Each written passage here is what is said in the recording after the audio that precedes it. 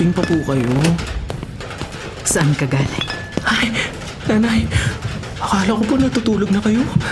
Galing po ako sa choir practice. Malapit na po kasi ang kapistahan eh. Choir practice. Practice para kumanta sa harap ng rebultong kahoy? Joshua, 10:00 na ng gabi. Pasensya na po, nay. Nag-usap pa po kasi kami ni Padre Selmo tungkol sa mga aktibidad sa parokya. Kumain na po ba kayo? May dala po akong tinapay dito. Huwag mo akong dalhan ng limos mula sa simbahang yan. Nakakasuka. Hindi naman po limos to, nay. Pinaghirapan ko po ang pambili nito mula sa pagtitinda ko ng kandila kanina umaga. Kandila? Nagpapakapagod ka para sa wala. Joshua, tingnan mo tong bahay natin. Tagas ang bubong, sira-sira ang dingding. At ikaw, imbis na mag-aral o magtrabaho ng matino, inuubos mo ang oras mo sa pagluhod sa Diyos na hindi naman nakakakita. Nakakakita ang Diyos, nay. Alam niya ang hirap niyo. Kaya nga po ako nagdarasal gabi-gabi para sa inyo. Huwag mo ko ipagdasal!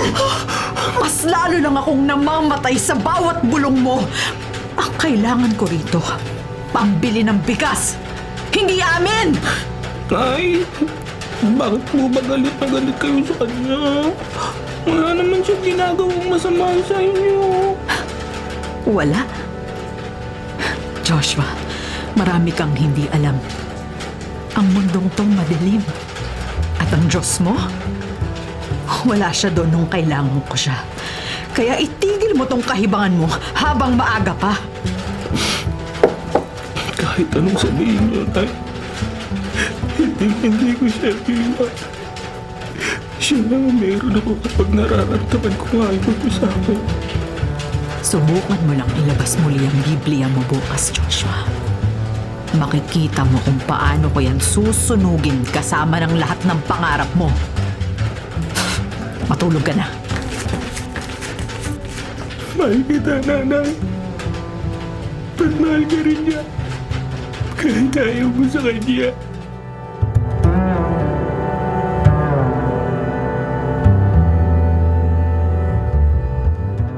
Nandito ka lang pala sa ilalim ng puno ng mangga. Nagbabasa ka na naman ng Bible. Alam mo, tingin ko abisado mo na lahat ng book sa Bible. Alam mo naman ito lang ang libangan ko habang recess natin. Wala akong pambili ng pagkain kaya nagbabasa na lang ako ng Bible. Gutom mo na sikmura ako. Busog naman ang espiritu ko. Iwan ko sa'yo, Joshua. Ikaw na ang santo. Sa totoo lang, Marky. Dito lang gumagana ang pakiramdam ko. Pansamantala kong nakakalimutan ng mga problema ko kapag nagbabasa ako ng Bible. Naikwento ko naman sa'yo dati ang problema ko, di ba? Oo, yung nanay mo, hindi ka niya mahal. Tapos, hindi pa siya naniniwala sa Diyos. Inuman ko ba, pero sa tuwing nakikita niya ako, ramdam na ramdam ko ang galit sa puso niya. Na para bang ang laki ng kasalanan ko sa kanya. Okay. Gusto kong tulungan si nanay na mawala ang galit na yun sa puso niya pero hindi ko alam kung paano. Kaya ito ako, nagbabasa ng Bible. Maasa na mahanap kong kasagutan sa problema ko. Ang hirap ng sitwasyon mo, Joshua. Kasi ang nanay mo, hindi naniniwala sa Diyos. Pero bilib ako sa'yo kasi ang tibay mo, ha? Sinong tutulong kay nanay kung hindi ako magiging matibay at matatag? Alam mo, Marky, kahit na alam kong mahirap, hindi ko susukuhan si nanay. Tutulungan ko siya na magbalik loob sa Diyos sa abot na makakaya ko. Alam ko ito ang misyon ko sa Diyos at gagawin ko to para mailigtas ang taong pinakamamahal ko.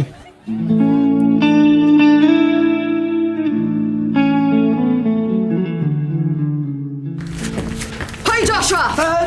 Akala mo ba hindi ko maririnig? Bakit ngayon ka lang umuwi? Nay, bakit po? Gabi na po matulog na kayo. Anong matulog? Sa simbahan ka na naman ang galing? Yan ang hirap sa'yo. Pinapayagan na nga kitang tumambay doon pero inaabuso mo naman. Nakakalimutan mo na yung mga obligasyon mo dito sa bahay. Nay, sorry po. Huwag po kayo pag-alala. Babawi po ako sa susunod. Teka, ano yung hawak mo? Ibigay mo sa akin yan. Nay, pinala po ito. Hindi naman po ako nang gugulo.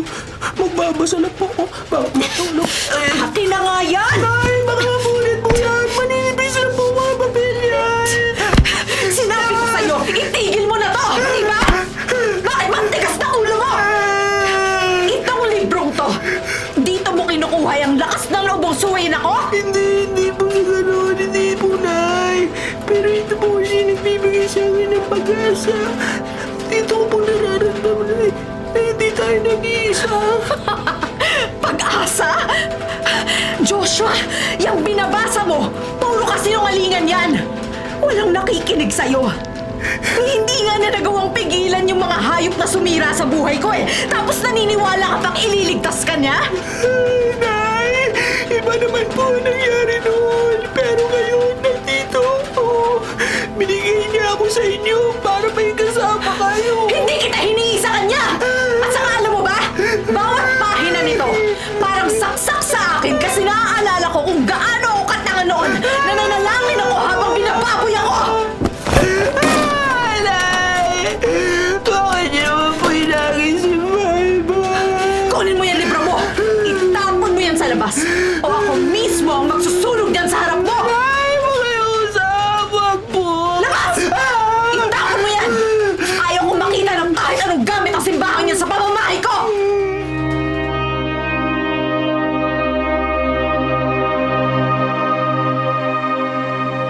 Joshua, teka, bakit maputik ka?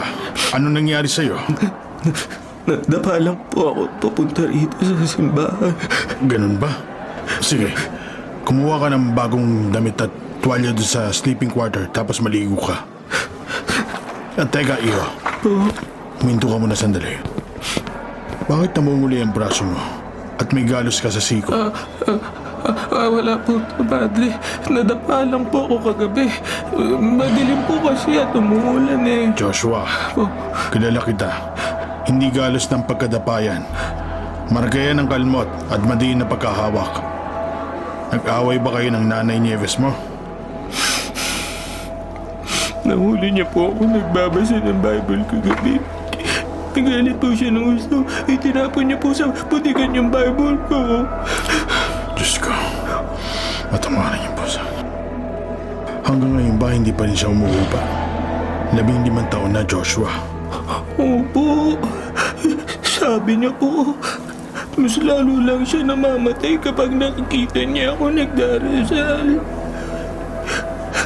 Hindi ko po maintindihan, Padre. Bakit po galit na galit siya sa Diyos? Ano po ba nangyari sa kanya noon? Masyadong malalim ang sugat ng nanay mo, Joshua. Ang pait na dinanas niya. Hindi basta-basta nawawala ng isang tulog lang. Pero wag mo siyang kamuhian, ha? Hindi ko po siya kaya itakwil, Padre. Pero masakit lang po na pati ang pananampalataya ko gusto niyang kunin. Sinasabi niya po wala nakikinig sa akin. Makinig ka, Iyo. Ang pagtsatsaga mo ang magiging silbing liwanag sa buhay niyo. Huwag kang susuko sa kanya. Sa bawat hapdi ng braso mo, ialay mo yan para sa paghilom ng puso ng nanay mo. Yan lang naman po ang gusto ko. Na sana balang araw makita ko siya nakangiti rito sa loob ng simbahan. Na hindi na siya natatapon. Mangyayari yon sa takdang panahon. Sige na, maligo ka na muna. Tapos gagamutin natin yung galos mo bago magsimula ang misa. Sige, mauna muna ako. May bubuntahan pa ako sa labas. Salamat po, Padre.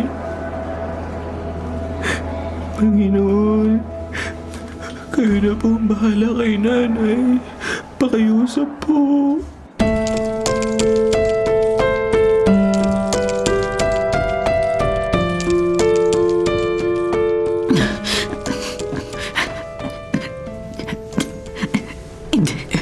Wag. Takbo! Bitiwan niyo sila! Nieves! Nieves, buksan mo to! Naririnig kitang sumisigaw hanggang dito sa labas! Ay, Diyos ko. Masamang bangungot lang pala. Sandali lang, Marta!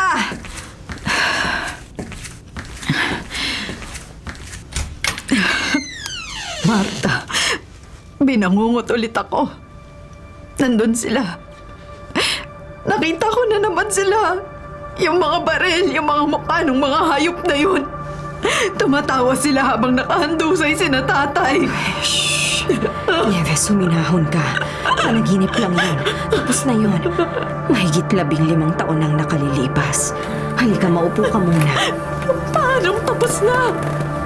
Gabi-gabi ko silang naririnig na nagmamakaawa. Isang pamilya kami, Marta. Isang gabi lang, minasakan nila lahat dahil lang naglakas loob akong magsumbong sa pulis. Bakit ako lang ay tinira nila? Bakit kailangan ko mabuhay sa impyernong to? Nieves, uminom ka muna ng tubig. Nandito na si Joshua. Siyang dahilan kaya... Huwag mong babanggitin ang pangalan ng batang yan! Siya ang buhay na pruweba ng gabing yon. Kapag nakikita ko siya, naaalala ko kung paano ko pinagpasapasahan ng mga lalaking yun habang pinapatay ang mga kapatid ko sa kabilang kwarto. Pero walang kasalanan ng bata, Nieves. Alam mo yan. At ang Diyos, nasan siya noon, Marta? Nagdasal si nanay habang nakatutok ang baril sa ulo niya. Nagmamakaawa ako sa langit habang hinuhubaran nila ako, pero walang dumating. Ang tanging sumagot sa amin ay ang putok ng baril at tawa ng mga demonyong yon. Hindi ko alam ang sasabihin ko sa iyo, Nieves. Pero hindi ka pwedeng mabuhay sa galit habang buhay. Kakainin ka niyan. Kinain ako ng galit noon pa, Marta. Kaya wag niyo akong sisihin kung bakit isinusumpa ko ang simbahan at ang Diyos na yan. Dahil sa gabing namatay ang pamilya ko, doon ko napatunayan. Sa mundong ito, ang makapangyarihan lang ang pinakikinggan. Hindi ang mga tulad nating nagdarasal sa hangin.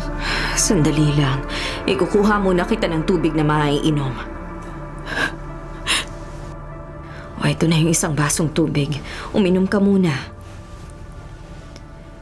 Sa totoo lang, nag-aalala na ako sa inyong dalawa ni Joshua. Hayaan mo na si Joshua sa gusto niya. Wala akong pakialam sa kanya. At sa kabalang araw, matatauhan din ng batang yan na ang langit na tinitingala niya ay walang lamang kundi ulap at dilim.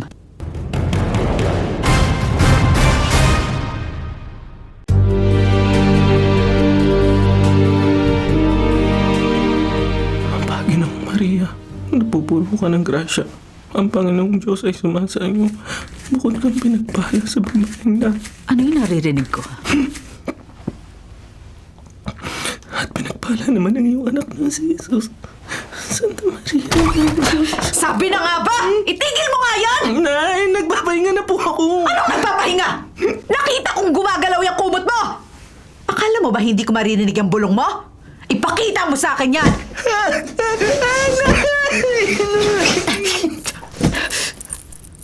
Rosario!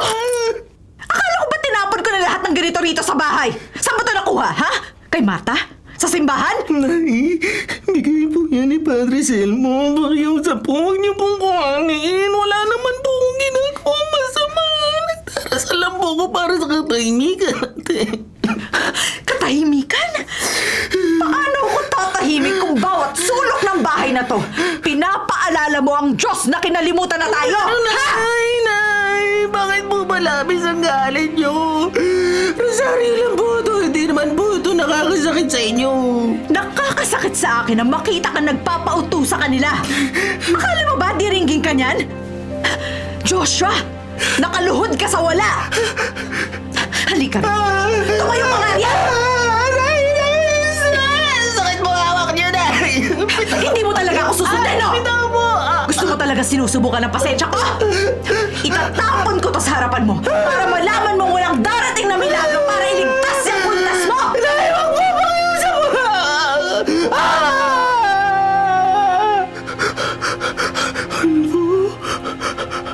Ano po sinasabi niyo? Ginahasa ako, Joshua! 5 lalaki! Mga anak ng mayayaman! Mga maimpluwensya! Noong gabing yun, sumigaw ako sa Diyos mo. Nagmamakaawa ako sa kanya na patigilin sila. Pero anong ginawa niya? Pinanood niya lang ako! At nung naglakas loob ako magsumbong, binalikan nila ako. Pinatay nila ang lolo at lola mo. Minasakir nila ang mga kapatid ko sa harap ko. Isang gabi lang, Joshua! Isang gabi lang! Nawala ang lahat sa akin! At ikaw ang bunga ng gabing yon! Kaya pa ba hindi niyo ako mahal? Kasi naalala niyo po siya. Tuwing titingin ako sa mukha mo, nakikita ko ang mga hayop na sumira sa akin. Tuwing nagdarasal ka, naaalala ko kung paano ako nabigo ng langit. Kaya wag mo kong tatanungin kung nasa ng Diyos. Dahil para sa akin, namatay siya kasabay ng pamilya ko. Salamat po, Nay. Salamat po kung ako ang dahilan ng sakit niyo. Pero hindi ko naman po kasalanan yun. Wala na akong pakialam kung kaninong kasalanan. Ang mahalaga, itigil mo na yung pagdarasal mo. Dahil kahit maglupasay ka pa dyan, hindi na maibabalik niyan ang mga patay!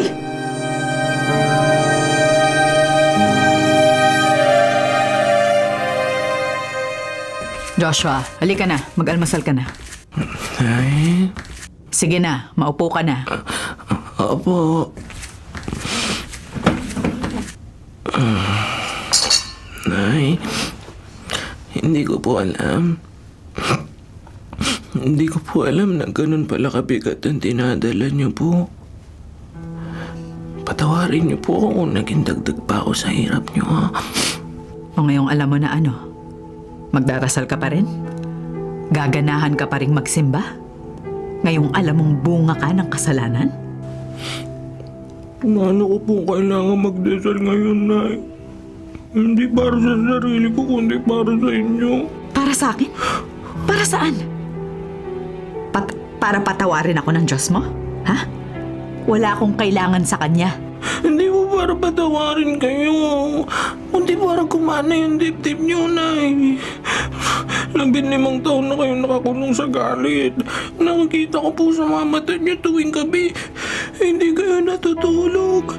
Pinubugbog kayo ng mga alaala. Dahil totoo ang mga alaalang yon, mas totoo sila kesa sa anumang milagro. Alam ko pong ako ang dahilan kung bakit miserable ang buhay niyo. Alam ko po, ako yung buhay na paalala ng mga lalaki sumira sa inyo. Pero Nay, anak niyo pa rin ako. Anak. Isang anak na hindi ko mapangalanan kung sino ang ama. Gusto ko kayong tulungan, Nay. Gusto ko mawala na yung fight sa puso niyo. Kaya ako palagi nasa simbahan. Kasi doon ko lang nakukuha yung lakas na mahalin kayo kahit pinagtatabuyan niyo ako. Doon ko lang po nararamdaman na kahit hindi niyo ako matanggap, may nagmamahal po sa atin. Huwag mo akong lokohin, Joshua. Walang nagmamahal sa atin. Mahal ko kayo, Nay! At hindi ako titigil magdasal na sana balang araw. Pag-isip niyo, hindi nagalit ang unang mararamdaman niyo. Gusto ko lang na maging malaya na kayo. Tapos ka na ba magdrama, Joshua? Kasi kung tapos ka na, may gagawin ka. Ay, nakikinig ba kayo sa sinasabi ko? Hindi ko po kayo sinusumbatan. Gusto ko lang po na nabigyan niyo ng pagkakataon ng sarili niyo maging masaya. Sumaya? Sa mundong to? Joshua, ang saya ay para lang sa mga taong walang alam. Sa mga taong tulad mo na naniniwala sa mga fairy tale sa Biblia. Hindi po fairy tale ang maramdaman na may kasama ka sa hirap. Kasama? Nung kinaladkad ako sa damuhan nung 5 lalaking yon, nasaan ang kasama ko? Noong nangingisay si tatay sa sahig habang binabaril, nasaan ang kasama niya? Ang tanging kasama namin noon, Joshua, ay ang katahimikan ng langit. Nay, dito ko ngayon. Hindi ba sapat na milagro yun? Na kahit sa ganung paraan ako nabuo, ito ako. Mahal na mahal ka. Tigil mo na nga yan! Nakakasuko ang kabaitan mo! Akala mo ba kapag naging banal ka, mabubura niya ng katotohanan na bunga ka ng dumi? Naninindigan ako, Joshua. Walang Diyos! Kung meron man, matagal na siyang natutulog o kaya naman nagbubulag-bulagan sa atin. Bakit ba tigas ng puso niyo, Ma? Bakit ayaw niyo bumitaw sa galit? Dahil ang galit ko ang tanging nagpapanatili sa akin na gising. Yan ang protection ko! Tandaan mo to, Joshua. Hanggat humihinga ako, wag na wag mong aasahan na luluhod ako sa altar na yan. Mananatili akong walang pananampalataya dahil yun lang ang tanging bagay na hindi nila nakuha sa akin. Ang karapatan kong magalit. Isang araw po na. Sana makita niyo rin na nakikita ko. Kalokohan! Kumain ka na lang dyan! At wag na wag mo nang hahawakan ng kamay ko.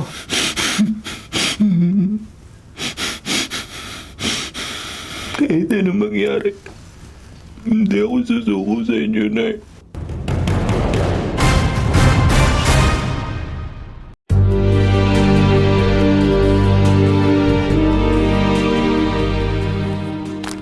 Oh, Joshua! Saan ang lakad mo, iho? Ang aga mo yata sa palengke. Ha? Haling Marta, pinabili lang po ako ni Padre Selmo ng mga bulaklak at kandila para sa altar mamaya. Kayo po, kumusta ang tinda? Heto, matumal pa rin pero ayos lang. Kumain ka na ba? May dala akong pandesal dito. Salamat po, Nay Marta. Pero kailangan ko na po magmadali. Baka hinahanap na po ako ni Nanay. Alam niyo naman po yun. Ayaw niya nalilita ko na Ay, sa bagay. O siya, sige. Mag-iingat ka sa pagtawid. Yang kalsadang yan ang bibilis na mga jeep dyan ngayon. Ang kukulit talaga ng mga batang to. Oy! Huwag kayo maglaro sa gitna ng kalsada. Delikado dyan! Hulin mo ako! Hindi mo ako kaya! Oy! Yung jeep! Ay! Yung mga bata! Joshua! Yung mga bata sa gitna! Tabi! Tumabi kayo dyan!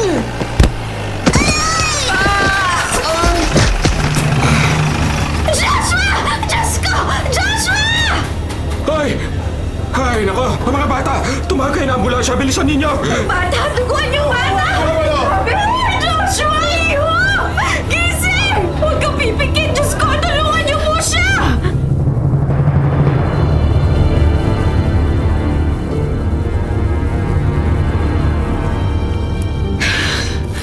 Napakatagal naman ng batang yun. Sabi ko 9:00 dapat nandito na siya. Square practice. Wala namang napapala dyan. At sino naman kaya tong istorbo na to? Hello? Sino to? Kung mag-aalok kayo ng utang, wag ngayon. Wala akong pera. Nieves, si Dante to. Si SP1 Dante. Dante? Bakit ka napatawag? May balita na ba sa kaso noon? Sabi ko naman sa'yo, kinalimutan ko na yon, di ba? Wag mo na akong gambalain. Hindi tungkol sa kaso mo ang tinawag ko. Tungkol kay Joshua. Si Joshua? Bakit? Ano na namang ginawa ng batang yan? Nakipag-away ba sa simbahan? Nieves, makinig ka sa akin na maigi. Huwag kang mabibigla. Nandito ako ngayon sa kanto ng palengke. Nagkaroon ng aksidente. Aksidente? Anong aksidente, Dante? Sabihin mo sa akin na maayos. Nasagasaan si Joshua, Nieves.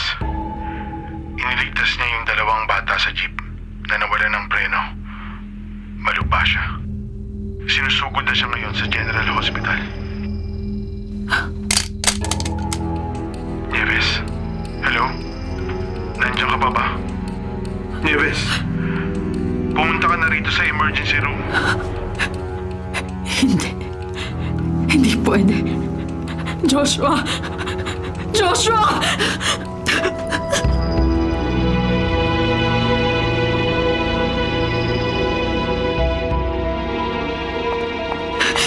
Dante!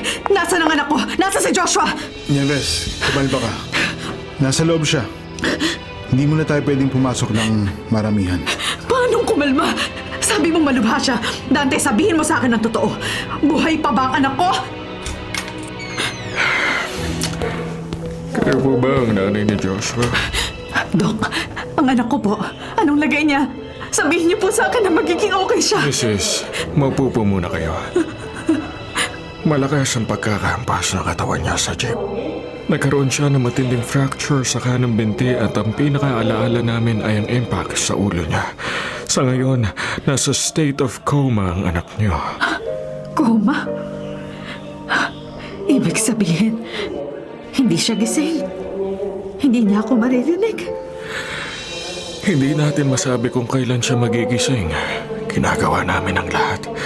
Pero sa ganitong sitwasyon, kailangan nating obserbahan ang brain activity niya sa susunod na 24 oras. Mrs., kailangan niyo pa magpakatatag. Magpakatatag. Dok, kaisa-isang anak ko yan. Siya lang ang meron ako. Bakit yung mga batang iniligtas niya, gas-gas lang ang nakuha, pero ang anak ko, mamamatay na! Nieves, huwag mong sabihin yan. Fighter si Joshua. Alam mo yan. Fighter! Dante! Pagod na siyang lumaban! Pagod na kaming dalawa! Bakit ba lagi na lang kaming binubugbog ng tadhana? Wala na ba kaming karapatang sumaya kahit konti lang? Mauna na po muna ako, Mrs. I-monitor namin siya ng maigi. Kung gusto niya siyang pasukin, isa-isa lang po.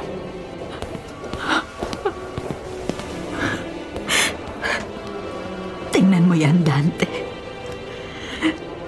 Sabi niya sa akin, ililigtas siya ng Diyos niya. Ito ang napala niya sa pagiging mabuti. Kailangan pa ng makina para lang huminga.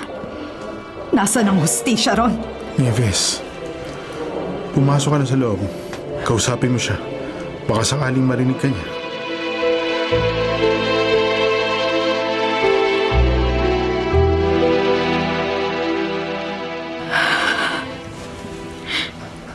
Akala ko, hinding-hindi na ako tatapak dito sa simbahan.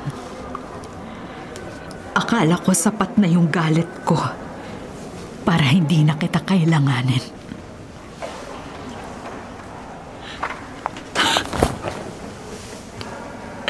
Pero eto ako ngayon. Nakaluhod. Nagmamakaawa. Wala na akong pakialam sa dangal ko. Kunin mo ng lahat sa akin.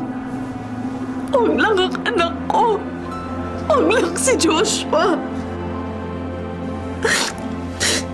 Nieves, nalaman ko ang nangyari. Nandito ako. Padre, bakit? Bakit ang anak ko pa? Wala siyang kasalanan. Ako ang makasalanan. Ako ang sumumpa sa kanya. Ako ang nagtapo ng Biblia. Ako ang nagmura sa langit. Kaya bakit si Joshua ang pinaparusahan? Nieves, hindi parusa ang nangyayari. Isang bayani ang anak mo. Inialay niya ang sarili niya para sa iba. Ayoko ng bayani, Padre! Gusto ko ng anak! Gusto ko yung batang makulit na palaging nagdarasal kahit pinagbabawalan ko. Diyos ko! Narinig mo ba ako? Pangako magbabalik loob ako sa inyo. Susunod ako sa lahat ng gusto mo. Sunugin mo man ako sa impyerno, tatanggapin ko. Huwag mo lang siyang kunin sa akin. Siya lang ang lakas ko.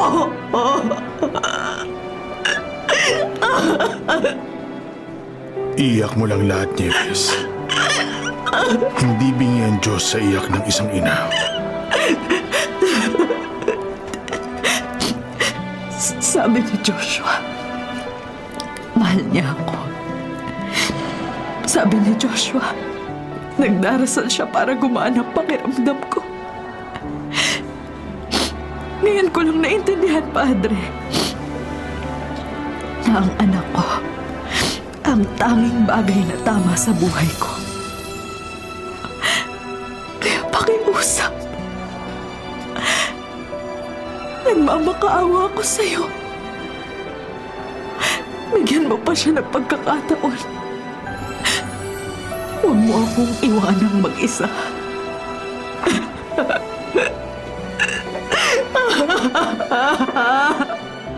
Sasabayan kita sa panalangin, Nieves. Hindi ka mag-isa.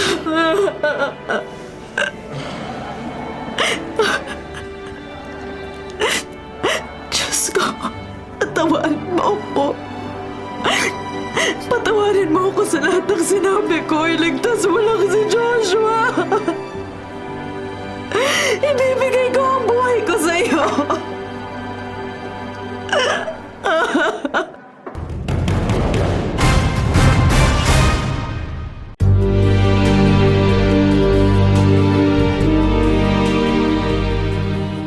Joshua, anak, gising na.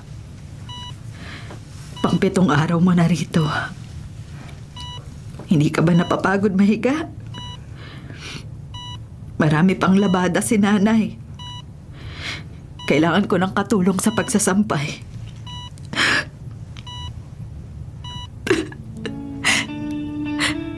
Sorry sa lahat, anak. Patawad kung naging malupit ako sa'yo. Kung magigising ka, hinding-hindi na ako magagalit kapag nagsisimba ka. Ako pa maghahatid sa'yo. Sige na, Joshua. Kahit imulat mo lang ang mata mo, 1 beses lang.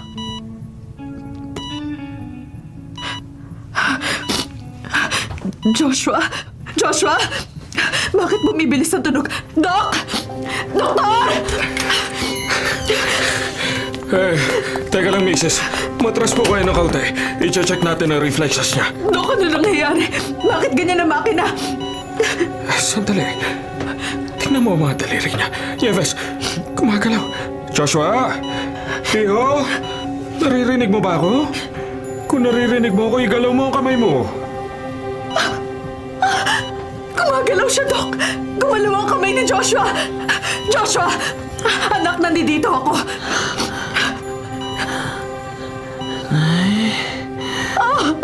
Diyos ko! Salamat po! Nandito si nanay, anak! Nandito ako! Hindi kita iiwan! Isang himala, Nieves. Matatag ang bata. Pakicheck ang vitals. Mukhang malalampasan natin ang krisis na ito.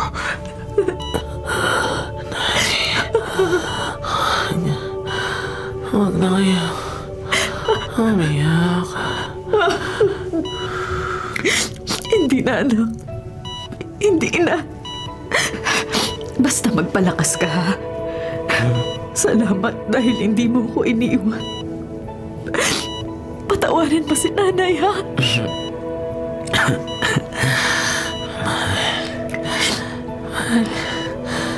Mahal kita, Nay.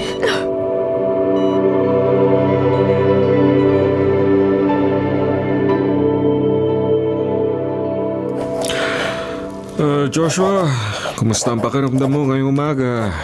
Wala na ba masyadong sakit sa ulo? Medyo ayos na po, Doc.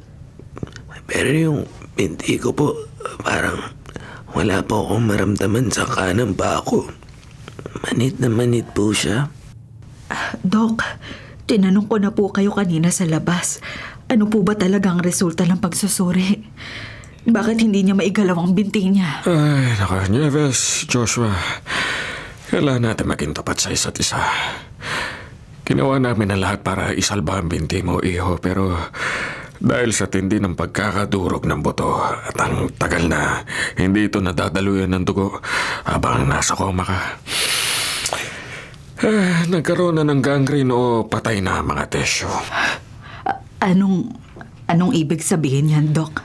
Anong gagawin niyo?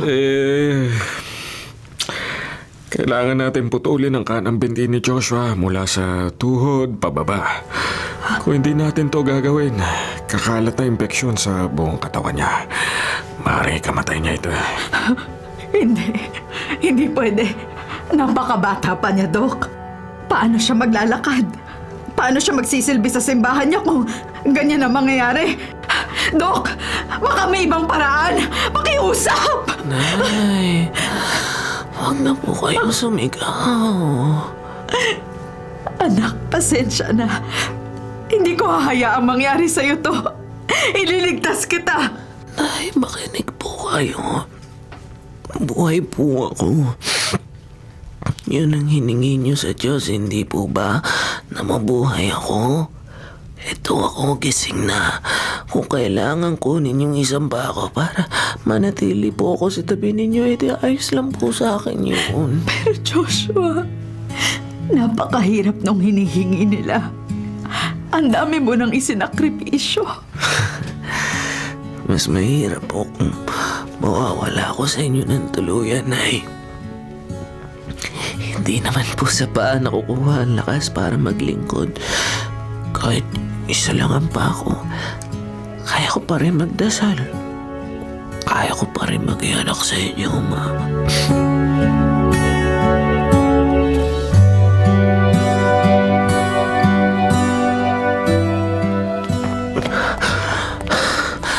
Kaya ko to. Sandali lang, Nay. Kaya ko to. Joshua, dahan-dahan lang. Kakalabas mo lang ng ospital nung isang linggo. Maupo ka muna, iho. Pinapawisan ka na ng malapot, oh. Hayaan mo siya, Nieves. Gusto ng bata na makatayo sa sarili niyang mga paa. Sa isang paa at sa saklay niya. Sige lang, Joshua. Isang hakbang pa.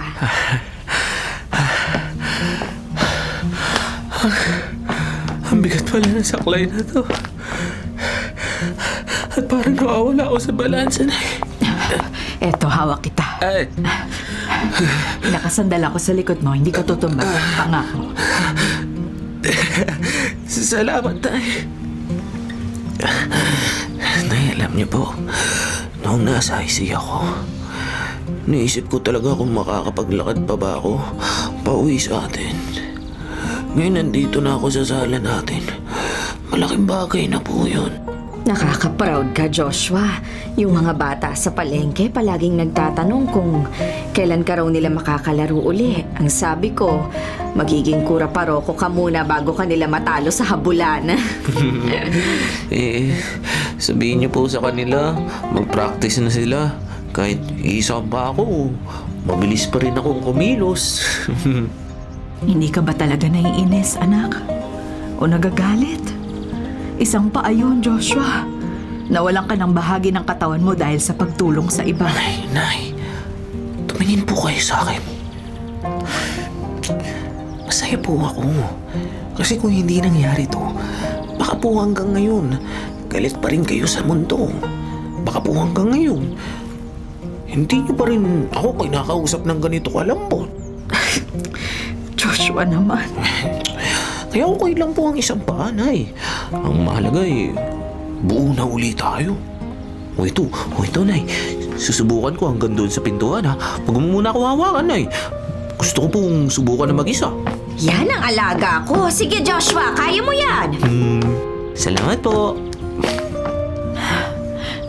Salamat. Salamat dahil binalik mo siya sa akin. Di ba, Nay? Nakarating ako sa pinto. Nakita niyo yun, o? Oo, anak. Nakita namin.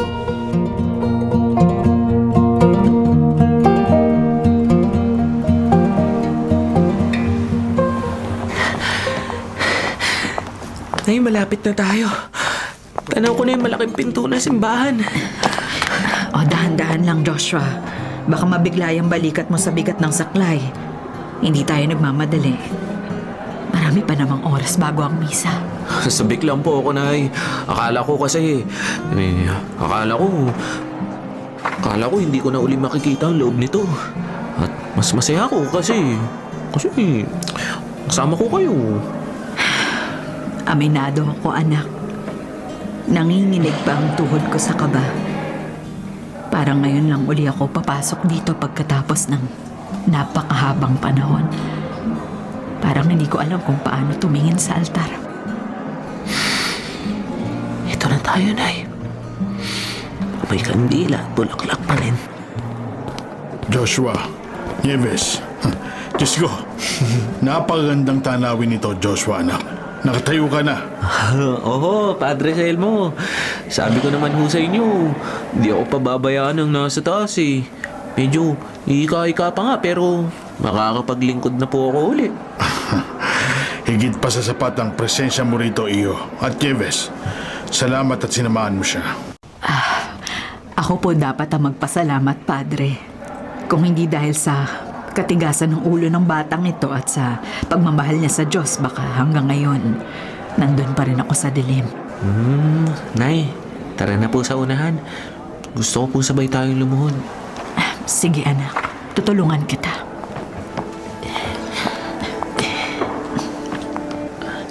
Nay, dasal na tayo?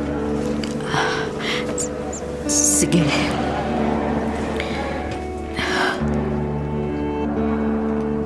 Panginoon, hindi ko po alam kung paano magsimula. Pero salamat. Salamat dahil kahit isinumpa kita, hindi mo ako binitawan. Salamat sa anak ko. Salamat po, Lord. Dahil ipinalik niyo ang nanay ko sa akin. Ngayon po, wala na kaming kulang.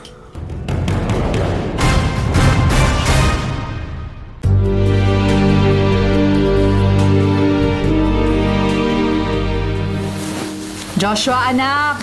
Yung mga polo mong puti, nilagyan ko na ng konting tina para magbukang bago. Gagamitin mo yan sa choir practice niyo bukas, di ba?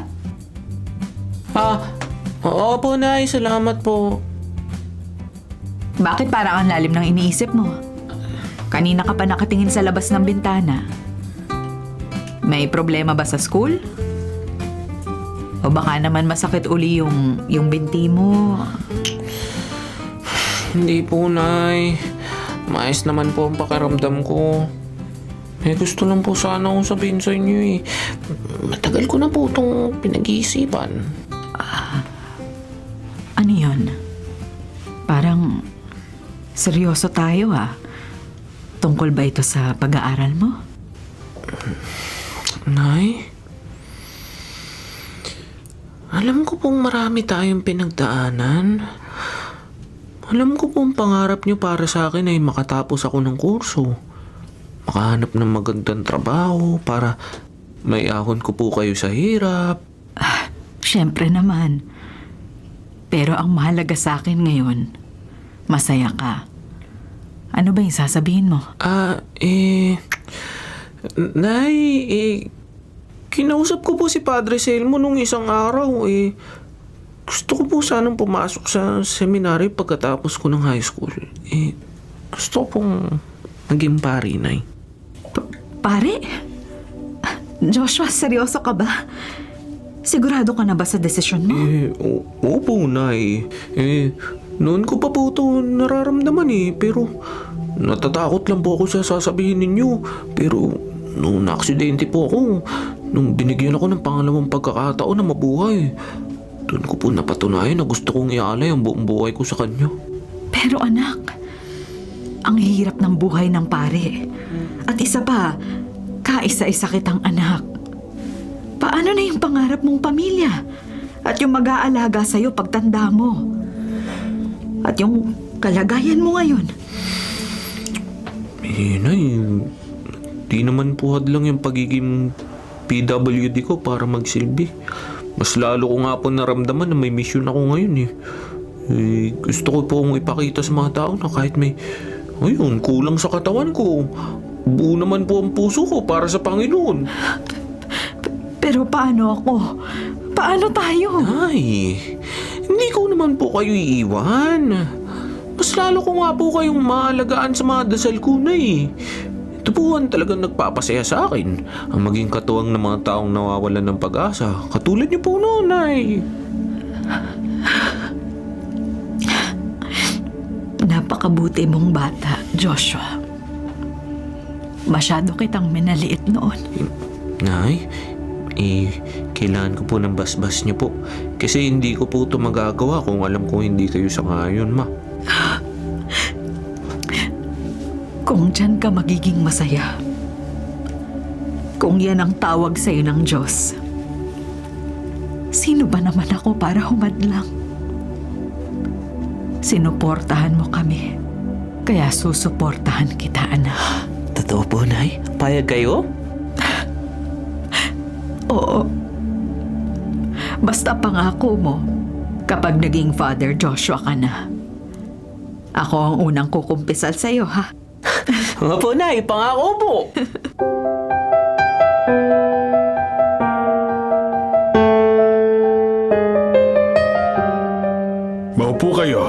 Maupo kayo, Nieves, Dante. Ano nga atin? Mukhang seryoso ang usapan natin ngayon, ha? Heto po kasing si Joshua, Padre. May balitang gustong ihatid sa inyo. Ayaw nga kaming patulugin sa sobrang excitement niya kagabi. Ay, Kuya Dante talaga. Oo, Padre. Kinausap ko na po si Nanay. Tungkol po sa bala kong pagpasok sa seminaryo pagkatapos ng graduation. At anong sabi ng nanay mo? Nieves? Noong una po, Padre, natakot ako, syempre. Iisa lang ang anak ko, tapos ganito pa ang kalagayan niya. Pero nakita ko po sa mga mata niya na masaya siya. At sino ba naman ako para humadlang sa gusto ng Diyos? Kaya't pumapayag na po ako. Purihin ang Diyos. Joshua, alam mo, noong bata ka pa lang na laging nakatambay dito sa simbahan, alam ko na may plano siya sa'yo. Pero ang makuha ang suporta ng nanay mo, yan ang pinakamalaking biyaya. At huwag kayong mag-alala sa gastusin, Padre. Nieves, nakausap ko na ang mga kasamaan ko sa presinto. Kami na ang bahala sa ilang gamit at allowance ni Joshua sa pag-aaral. Ituring niyo na po itong ambag namin para sa batang nagligtas sa mga bata sa kalsada. Salamat, Dante. Hindi ko alam kung paano kayo pasasalamatan. Napakabuti niya sa amin. Salamat po, Kuya Dante. Maraming salamat po. Halika kayo rito, Joshua, Nieves. Lumapit kayo sa akin. Babasbasan ko kayo. Panginoon, basbasan mo ang hangarin ni Joshua na maglingkod sa iyo. Gabayan mo rin si Nieves sa kanyang patuloy na pagbalik loob. Naway ang sakripisyong ito ay maging liwanag sa marami. Amen. Amen. Ibinabalik ko na siya sa inyo, Panginoon. Alagaan niyo ang anak ko. Huwag tayo mag-iyakan dito. Dante, may kape ba riyan? Magdiwag tayo dahil may susunod na tayong batang kura. Meron po, Padre. Ako na ang magtitimpla.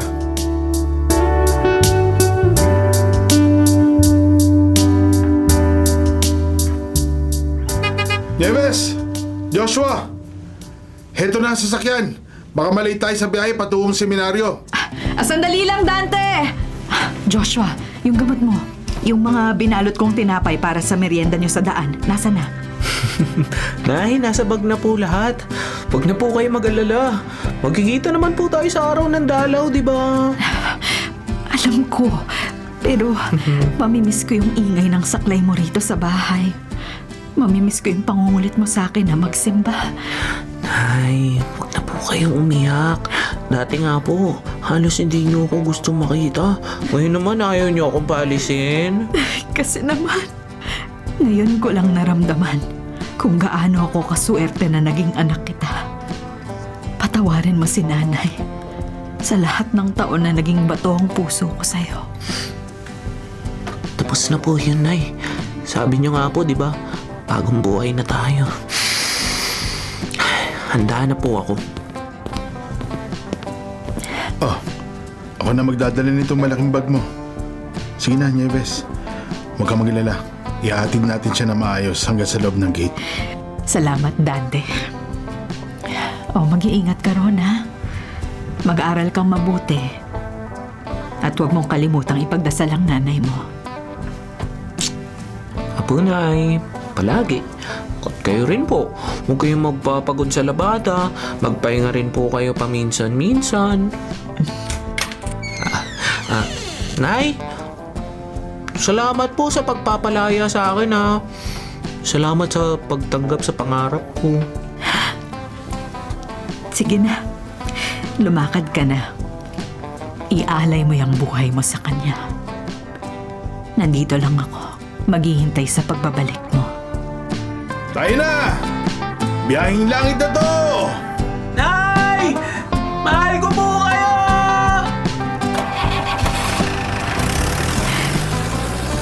Gabayan mo siya, Panginoon. Ibinibigay ko na sa iyo ang kaisa-isa kong kayamanan.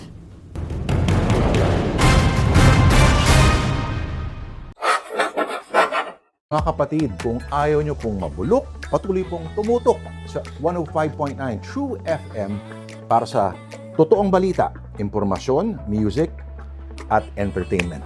Mag-subscribe po sa aming YouTube channel, pati na rin sa podcast namin at sundan kami sa Facebook, sa Instagram, X, at TikTok sa @True Network PH. Bisitahin ang aming website, bagong-bago, sariwang-sariwa, truefm.ph. Kami ang 105.9 True FM, laging true sa'yo, kapatid. Tayo sa totoo, tunay at tapat.